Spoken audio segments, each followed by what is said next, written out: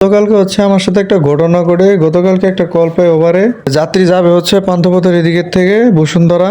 যাত্রীর আমি ফোন দেই, যাত্রী বলে ভাইজান লোকেশন যেখানে দিছি ওইখানে এসে দেখবেন একটা গল্লি গেছে, গল্লিতে ঢুকে যাবেন। তাই আমি হচ্ছে গল্লিতে ঢুকি, গল্লিতে ঢুকার শুনি আবার ফোন দেয়, ফোন দিয়ে বলে ভাই আপনি আসছেন? আমি বলি হ্যাঁ গল্লিতে ঢুকছি। কই আপনারা তো আমি খুঁজে পাইতেছি না। মানে সে পাঁচতলার উপরে দাঁড়ায় থেকে সে আমার দেখতেছে আমি তার বাসার নিচে গেছি কিনা, দেখতেছে। সমস্যা এখানে না, সমস্যা হচ্ছে যখন আমি তারে খুঁজে পাই দেখি হচ্ছে সে আনরেডি অবস্থায় আছে, মানে সে রেডি হয়নি এখনো। সকালের টিপ, তুমি আমারে বলে ভাই 5 মিনিট লাগবে, আপনি এখানে দাঁড়ান আমি আসতেছি। 5 মিনিটের কথা যে বলছে 5 মিনিট, ওই 5 মিনিট হয়ে গেছে 20 মিনিট পার হয়ে গেছে গা। সমস্যা নেই, ওবার হচ্ছে টাকা বাড়ায় দেয়। যে ভদ্রলোক 20 মিনিট পরে আইসা অনেক তাড়াহুড়া লাগাই দিয়েছে, হ্যাঁ তাড়াতাড়ি যাওয়া লাগবে, লেট হয়ে গেছে। আমার যে এখানে 20 মিনিটের উপরে দাঁড় করে রাখছে এটা কিন্তু কোনো সমস্যা নেই। হ্যাঁ এটার জন্য কোনো সরিও বলতেছে না, কোনো আগ্রহও নেই। লেট হয়ে গেছে এর জন্য সে তাড়াহুড়া করতেছে।